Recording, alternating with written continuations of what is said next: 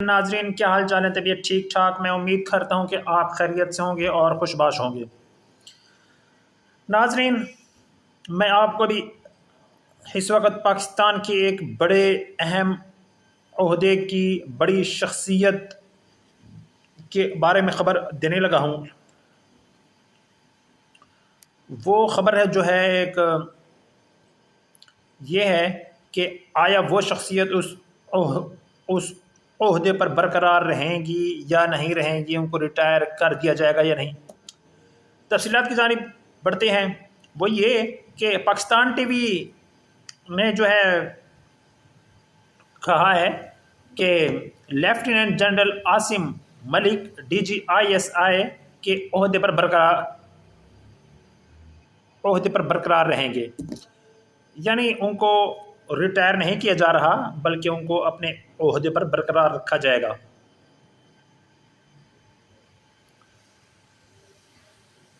تفصیلات کی جانب بڑھتے ہیں۔ سرکاری نشریاتی ادارے پاکستان ٹی وی ڈیجیٹل نے پیر کو رپورٹ کیا ہے کہ ملک کی خفیہ agency inter services intelligence ISI کے موجودہ سربراہ لیفٹیننٹ جنرل عاصم ملک کی مدت ملازمت میں توسیع کی گئی ہے۔ لیفٹیننٹ جنرل عاصم ملک پاکستانی فوج کے خفیہ ادارے انٹر سروسز انٹیلیجنس ISI کے ڈائریکٹر جنرل کے عہدے پر برقرار رہیں گے۔ تاہم خبر میں یہ نہیں بتایا گیا کہ یہ توسیع کتنی مدت کے لیے ہے۔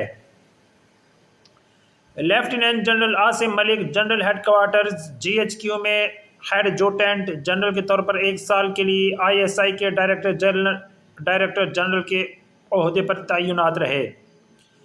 وزارت دفاع کی جانب سے جاری کی جانے والی تفصیل کے مطابق 30 سپٹمبر 2024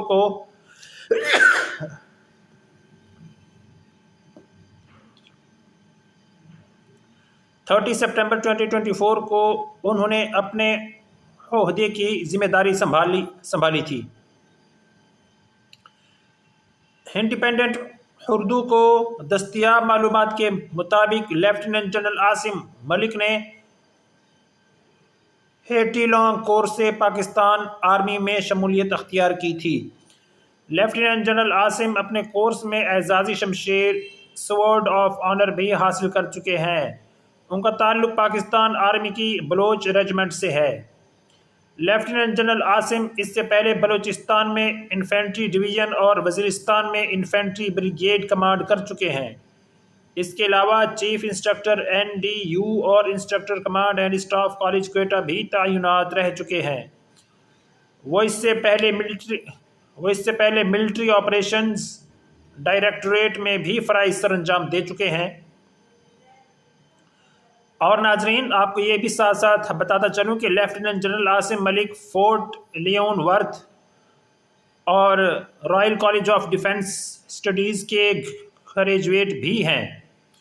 انہیں 6 اکتوبر 2021 میں لیفٹیننٹ جنرل کے عہدے پر ترقی دی گئی تھی۔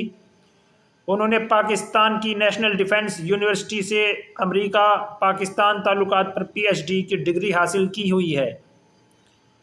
انہوں نے پاکستان کے بلوچستان اور وزیرستان کے علاقوں میں فوج کی کمان بھی کی ہے، جو عسکریت پسندوں کے حملوں میں حالیہ اضافے سے شدید متاثر ہوئے ہیں۔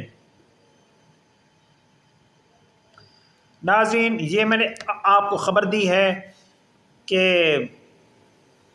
پاکستان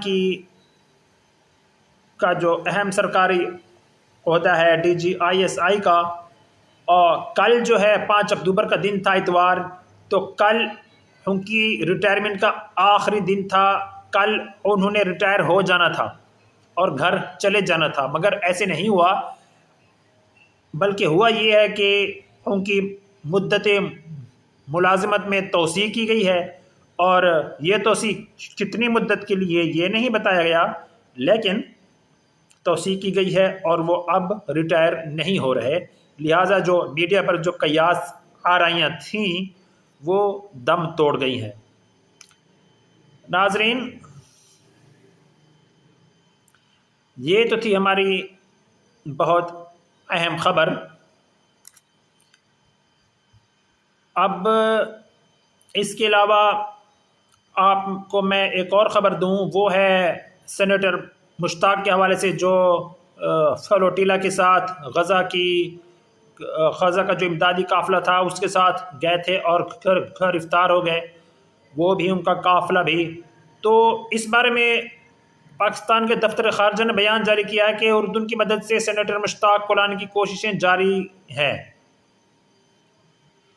پاکستان کے دفتر خارجہ نے پیر کو کہا ہے کہ اردن کے تعاون سے سابق پاکستانی سینیٹر مشتاق احمد خان کی اسرائیل سے واپسی کی کوشش جاری ہے، یہ عمل آئندہ چند روز میں مکمل ہو جائے گا۔ تقریباً 45 کشتیوں پر مشتمل بحری قافلہ گلوبل سمود فلوٹیلا، جس پر سابق پاکستانی سینیٹر مشتاق احمد بھی سوار تھے، اگست میں اسپین سے روانہ ہوا تھا تاکہ فلسطینی علاقے کی مسلسل اسرائیلی ناکہ بندی توڑی جا سکے، جہاں اقوام متحدہ کے مطابق قحط جیسی صورتحال ہے۔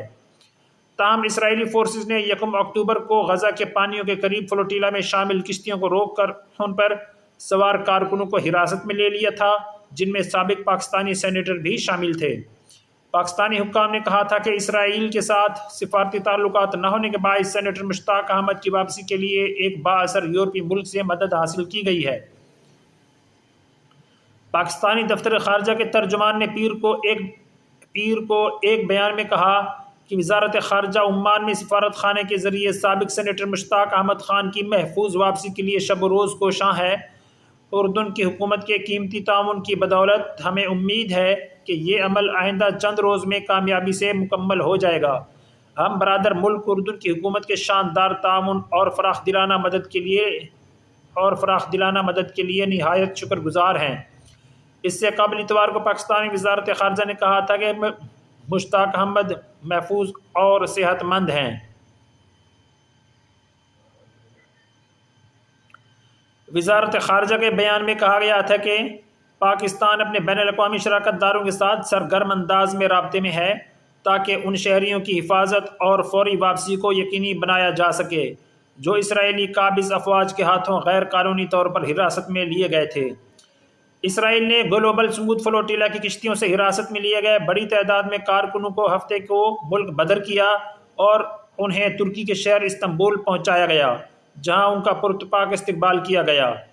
استنبول میں کم از کم 2 کارکنوں نے کہا کہ اسرائیلی فوجیوں نے سویڈن سے تعلق رکھنے والی گریٹا تھمبرگ، جو گلوبل سمود فلوٹیلا کی روح رواں تھیں، کے ساتھ اسرائیلی فوجیوں نے جانوروں جیسا سلوک کیا۔ ناظرین، یہ تھیں آج کی 2 اپڈیٹس اس وقت جو موصول ہوئی، میں نے کہا وہ آپ تک پہنچا دوں۔ اور جو ہے یہ خبر تھی گلوبل سمود فلوٹیلا کے متعلق،